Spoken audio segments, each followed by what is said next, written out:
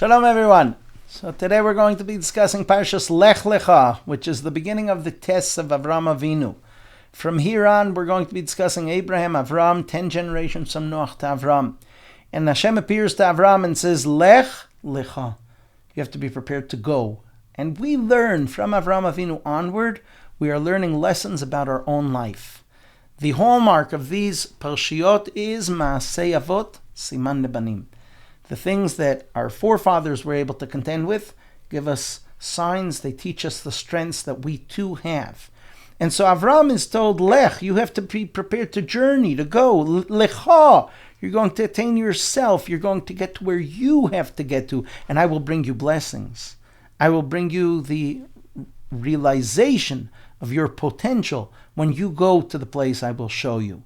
And so Avram starts traveling with all the people that have joined his compound, that he has taught about monotheism, and women that his wife Sarah has taught about monotheism, and they all start traveling. And Hashem doesn't tell him where he's going. He's traveling until he reaches the land of Israel, which is called the land of Canaan, the land of the merchant. And when Avram gets there, he realizes these people are different. These are people I can talk to.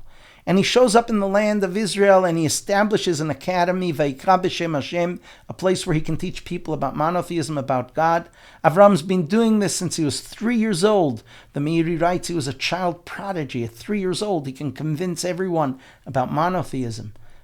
But they're not so into listening in Iraq or Babylon or Aram of that time.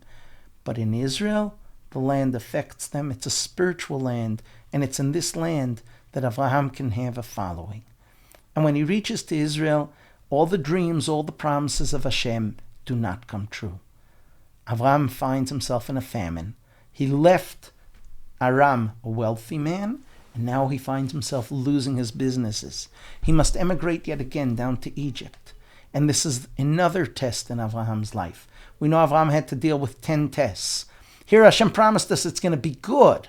And Avram shows up to Israel, and the opposite happens. The first famine in world history. And Avram's greatness, he does not question Hashem. He says, Hashem knows what he's doing. I don't know what he's doing, but he knows what he's doing.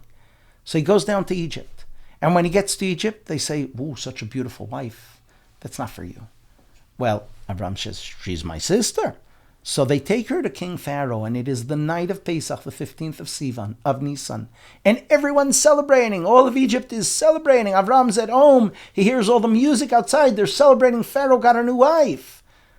What's Avram supposed to think? God, you promised me. Things are going to be good. You're going to be blessed. You're going to have children.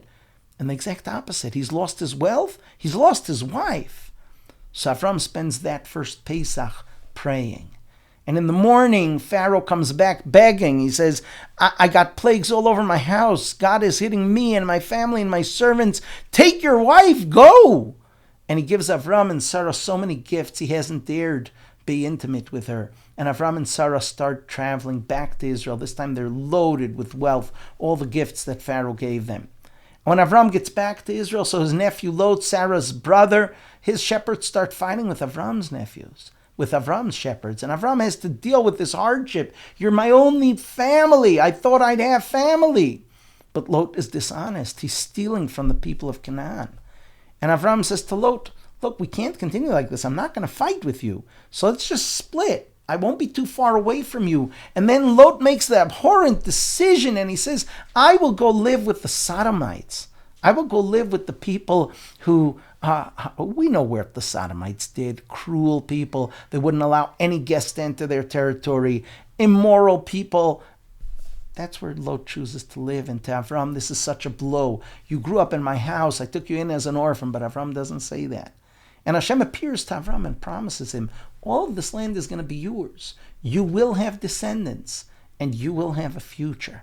And at the end of our parsha, we have the two promises. We have the covenant, the Brit Ben Abtarim, and then we have the covenant of the circumcision, the Brit Milah. And Avram is being told, you will have this land, the land of Israel. You will have offsprings. You will have a future.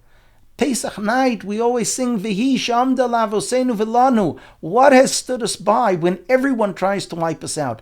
That covenant at the end of our parsha, where Hashem promises Avram, you will contend with hardships, but you will come out on top. Just as people spend their life walking on sand, you are compared to sand. At the end of a person's life, the sand is on top and the person's on bottom. And that's Hashem's promise to Avram. So at the end of our Parsha, Avram takes that painful and difficult step of circumcising himself at 100 years old. His name is then changed to Avraham, the leader of all nations. His wife's name is changed from Sarai to Sarah. And based on that, we have the custom that when we circumcise our children, we also give them their names. We will continue with the story of Avraham post-circumcision next week in Parshat Vayera. See you there. Shabbat Shalom.